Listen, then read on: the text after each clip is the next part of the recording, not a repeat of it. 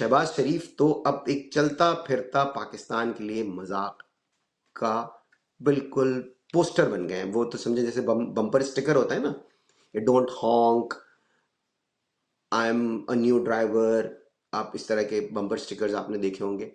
तो वो जो है एम्बैरेसमेंट फॉर पाकिस्तान जो है वो शहबाज शरीफ बम्पर स्टिकर बन गए। उनकी एक शक्ल लगी होगी और उस पर लिखा होगा if embarrassment had a face, या this is embarrassment for Pakistan. वो बन गए वो।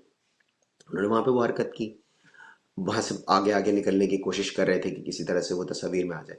अब वो एक इससे भी बड़ा खतरा मोल लेने जा रहे हैं, और वो क्या है, उन्होंने प्रेसिडेंट ट्रंप से मिलने के लिए दरख्वास्त दे दी है। अब उनकी दरख्वास्त की कबूलियत होती है, उन्हें बुलावा आता है, उन्हें 2 मिनट के लिए खड़े खड़े मिलने के लिए हाथ मिलाने का मौका दिया जाता है या नहीं, मैं नहीं कह सकता वो सुख से।